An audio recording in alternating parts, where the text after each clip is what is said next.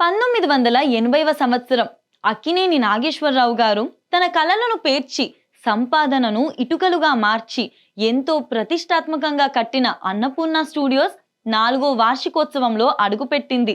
భార్య పేరు మీద మొదలుపెట్టింది కావడంతో తన స్థాయిని మరింత పెంచి సినీ కళామ తల్లి సేవలో తన వంతు బాధ్యతను నెరవేరుస్తూనే ఆదాయాన్ని తెచ్చిపెడుతుందనే నమ్మకంతో ఉన్నారు. ఒకవేళ స్టూడియో నిర్మాణాన్ని చేయకుండా కేవలం నటనకు మాత్రమే పరిమితమై ఉంటే ఈ టెన్షన్ ఉండేది కాదు. కానీ అక్కడ ఉన్నది ఏఎన్ఆర్. అలా ఆలోచిస్తే మిగిలిన వాళ్లకు ఆయనకు తేడా ఏముంటుంది? అందుకే ఆందోళన చెందలేదు.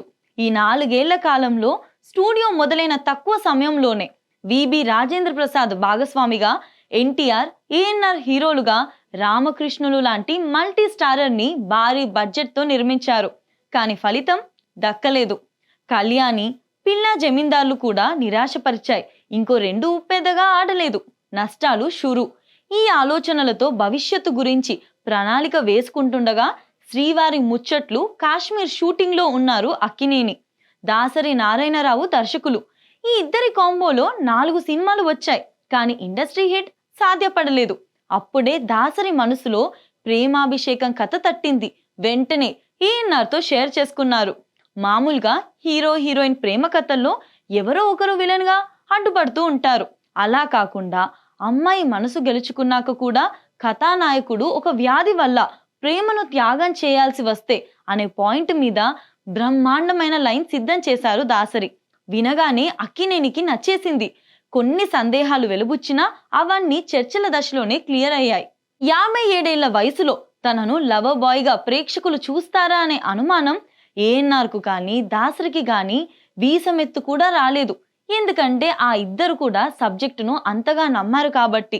అన్నపూర్ణమ్మ గారు ఇది ఖచ్చితంగా ఆడుతుందనే భరోసా ఇవ్వడంతో మబ్బులు తొలగిపోయాయి. ఆవిడ ఇదే తరహాలో ప్రేమ్ నగర్ కు చెప్పిన జోస్యం నిజమై అది రామానాయుడు స్టూడియోస్ ని నిలబెట్టింది. అలా ఒక చరిత్రకు శ్రీకారం ప్రేమాభిషేకం షూటింగ్ రూపంలో సెప్టెంబర్ 20న ఏఎన్ఆర్ పుట్టినరోజు నాడు చుట్టబడింది. హైదరాబాద్, చెన్నై తదితర లొకేషన్లలో ఎక్కువ జాప్యం లేకుండా ఆర్టిస్టుల సహకారంతో దాసరి చకచకా పూర్తి చేశారు. హీరోయిన్ గా శ్రీదేవిను ముందే ఫిక్స్ చేసుకున్నారు. తక్కువ నిడివే అయినా చాలా కీలకమైన వేశ్య పాత్రను మొహమాటంగానే జయసుధను అడిగితే ఇది దాసరి గారి సినిమా కాబట్టి ఒక్క క్షణం ఆలోచించకుండా ఎస్ చెప్పేశారు. మురళీ మోహన్, మోహన్ బాబు, నిర్మలమ్మ, గుమ్మడి, ప్రభాకర్ రెడ్డి, కవిత, పద్మనాభం, ఈశ్వర్రావు, రాజా, పుష్పలత, మాడ, ముక్కామల, మాస్టర్ హరీష్ తదితరులు ఇతర తారాగణం. సంగీత దర్శకులు చక్రవర్తి గారికి దాసరి ఎక్కువ సమయం ఇవ్వలేదు. ఒక రకంగా చెప్పాలంటే విపరీతమైన పని ఒత్తిడిలో ఉన్న ఆయనను బెస్ట్ ఆల్బమ్ ఇవ్వాల్సిందే అని పట్టుబట్టి అడ్వాన్స్ ఇప్పించారు. ఓ రోజు అన్నపూర్ణ స్టూడియోస్ ప్రాంగణంలోనే అక్కినేని దంపతుల ఆధ్వర్యంలో రాత్రంతా నైట్ అవుట్ చేసి 4 పాటలు ఓకే చేయించుకున్నారు చక్రవర్తి. మొత్తం 13 పాటలు రికార్డ్ చేస్తే ఫైనల్ గా 7 ఓకే అయ్యాయి. జీవితాన్ని చూడు రంగు రంగుల అద్దంలో అనే సాంగ్ ఎల్పి రికార్డులు, ఆడియో క్యాసెట్లలో ఉన్నప్పటికీ నిడివి దృశ్య అవసరం లేదనిపించడంతో దాన్ని చిత్రీకరించలేదు.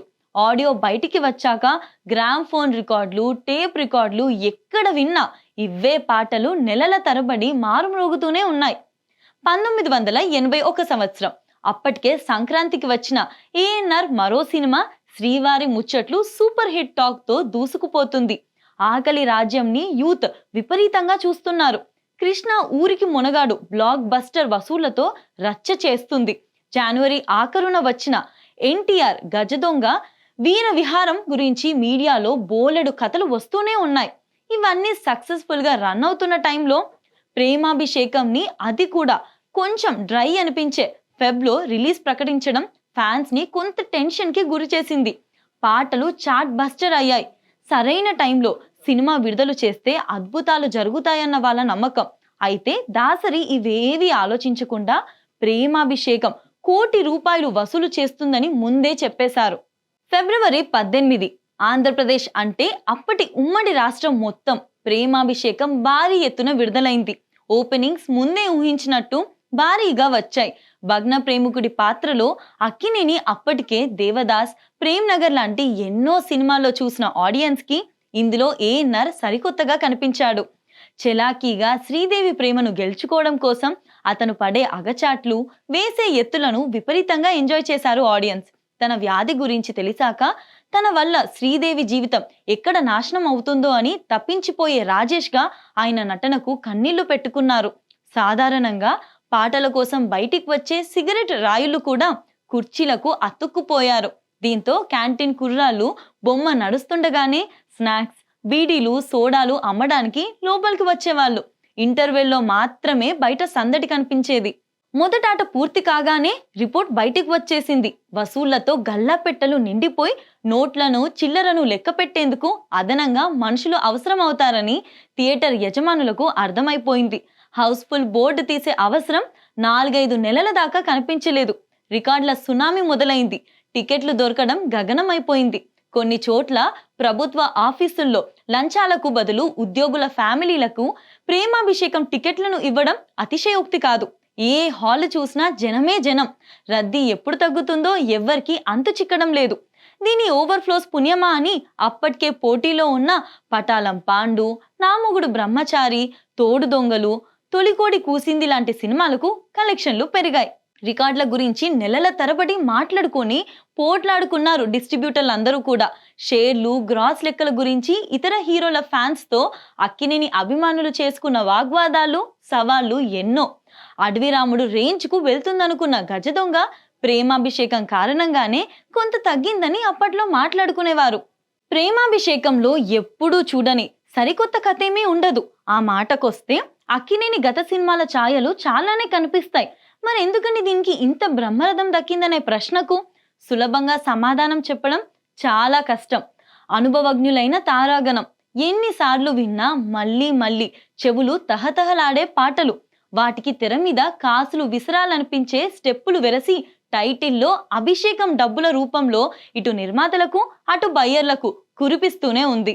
దీన్నే తమిళ్లో కమల్ హాసన్ వాల్వే మాయంగా, హిందీలో జితేంద్ర ప్రేమ తపస్యగా రీమేక్ చేస్తే అక్కడ కనీసం 50 రోజులు ఆడలేదు. దీన్ని బట్టే ఏఎన్నాన్ని దాసరి చూపించిన తీరు, చక్రవర్తి నుంచి రాబట్టుకున్న పాటలు, శ్రీదేవి జయసుధల కాంబినేషన్ ఎంత గొప్పగా విజయంలో కీలక పాత్ర వహించిందో అర్థం చేసుకోవచ్చు. దీని దెబ్బకి ఇతర దర్శక నిర్మాతలు అక్కినేనితో లవ్ బాయ్ కథలతో ఆయన ఇంటి ముందు క్యూ కట్టారు. 1981లో ప్రేమాభిషేకం రిలీజ్ అయ్యాక అదే ఏడాది ఎన్నో సూపర్ హిట్లు బాక్సాఫీస్ వద్ద నమోదయ్యాయి.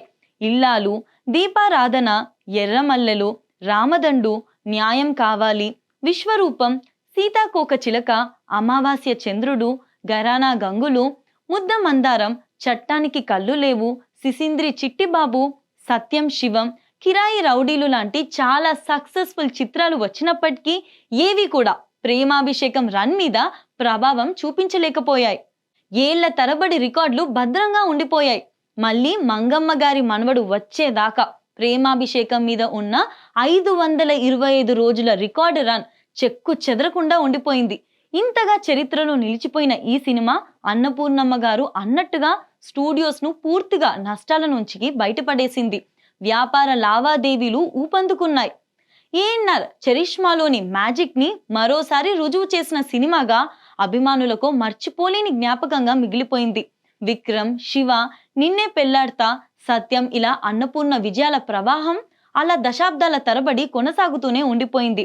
అందుకే 45 ఏళ్లు అవుతున్నప్పటికీ ప్రేమాభిషేకం తాలూకా వైబ్రేషన్స్ ఇంకా టికెట్ కౌంటర్ల దగ్గర వినిపిస్తూనే ఉంటాయి.